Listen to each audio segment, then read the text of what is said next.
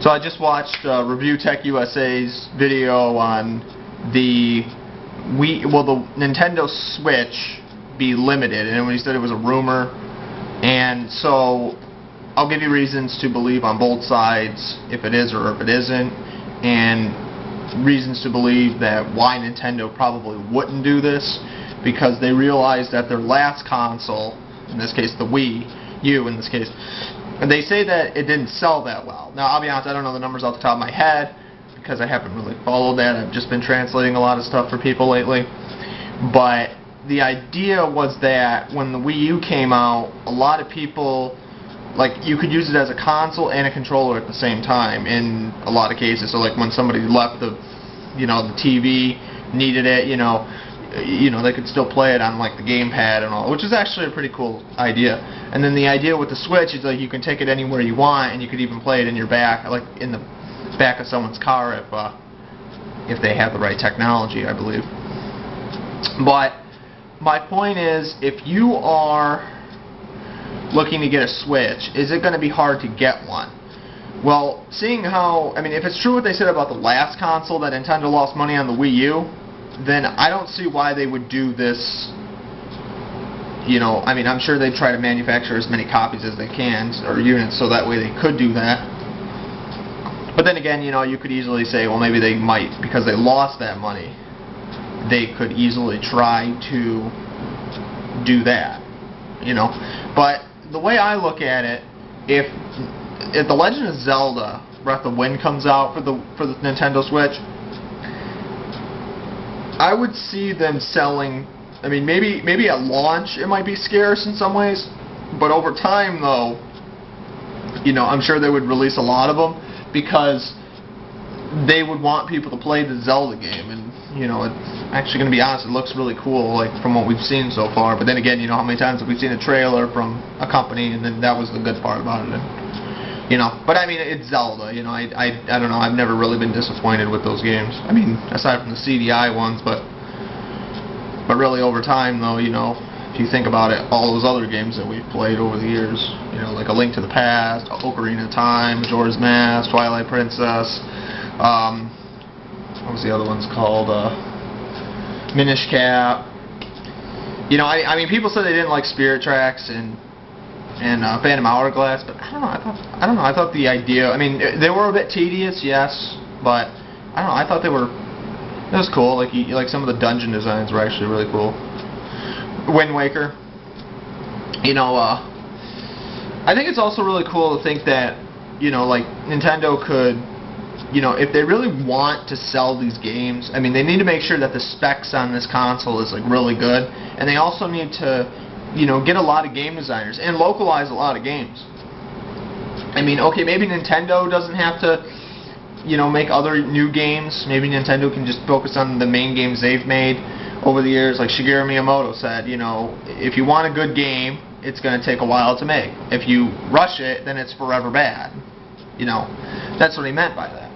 And, so get all these other companies to design games for your console. If not, then what's going to happen is Sony is going to get all, because if you go to Sony's consoles, they usually have more games than Nintendo and Microsoft usually do, and we're talking like untranslated games and all. And again, Sony's a Japanese company, yes, that's why, but it seems like Sony knows how to get like game designer and game developers and all that. So what I'm trying to say is, with Nintendo's competition, even though they say they're not really trying to compete, technically speaking, if they don't draw in, not to mention a lot of people play like Overwatch and all that, so like maybe there's a good chance that, maybe people are still playing Overwatch, and maybe Pokemon Sun and Moon, but then again, then you think about Pokemon, people say Pokemon Stars coming out, or whatever it's going to be called. There's supposed to be like another Pokemon game that's being released on Pokemon, on the Nintendo Switch, and whatever the case is with that, if that's the case, then that would actually be pretty interesting to see like how many copies they could sell, because the idea is that if they bundle it with a game that people need, then they sell it, then people will buy it, because they just got to make sure that people buy their console, and there you go. You know, I mean, and also it'll probably affect the price. I mean, I've heard people say it could be anywhere between $250 to maybe $300. No, it's not out yet, so nobody really can say. But the way I look at it, if Nintendo wants to sell a console, they have to get people's enthusiasm. So we need people to really take this seriously. Like, if you're going to buy something, right, you have to make sure that it's worth the money. It's not defective. It's not. It's just to like $250 to $300 or, you know, etc. is a lot of money. But then again, it could be worse. You could be paying for a VR helmet, virtual reality helmet, and that's like still almost like $700 just alone for that.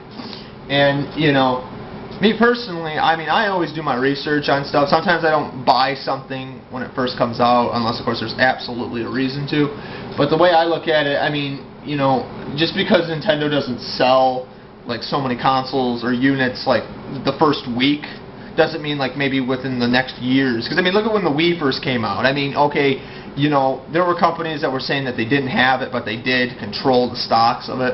But at the same time, though, you know, over time, the Wii became one of the greatest selling consoles that Nintendo had at the time because of the whole wireless thing and all that.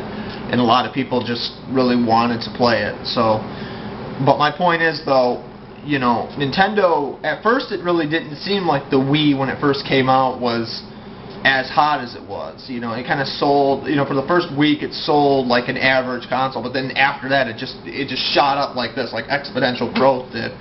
And you know, and to prove it, you know, if you go look at their history of like their stocks, like at the highest point is when they were selling the Wii, and that's because of you know, that was because of how many copies of units they sold of that. And the same thing could happen with the Switch, you know, I mean, or it could peak at the same time.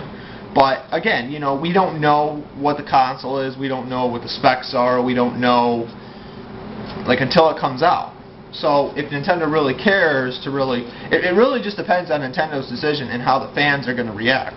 You know, only then can we really say for sure 100% is the console going to be a success or a flop, or, you know. But then again, you know, look at the NES Minis though. You know, people still say that Nintendo was going to release those, and yet there's, you know, majority of them were grabbed by scalpers and they resold them on eBay. So what was a $60 product, if I got that correct, was now like $300, $500. So it was like 5 times more the price, which is crazy. But you know, it's the way the internet works. And surprisingly, if you were to import it from Japan, surprisingly, it wouldn't be as much as the U.S. market price. And not because the economy is bad, but because price gouge, you know, people over there don't try to price gouge as much as people over here do, or outside of Japan, which is really interesting. Which is why, like, if you were to buy like Japanese games, are actually much cheaper than like over here, and their games usually have a lot more content than ours do, and they still do. I know this for a fact. So my point is this: you know, we'll have to wait and see what happens, but you know, never give up. Because if you want a Nintendo Switch when it comes out, well, you just have to figure out how to get your hands on one, and you know, but do it before, you know, the scalpers get their hands on it. So again, you know, comment, rate, subscribe, favorite, share this video with everybody. And if you like videos like this, if you like video game walkthroughs of any kind, and you like seeing stuff that you've never seen before, like different games that were never localized outside of Japan, subscribe to this channel because I do a lot of that content, and you won't be disappointed.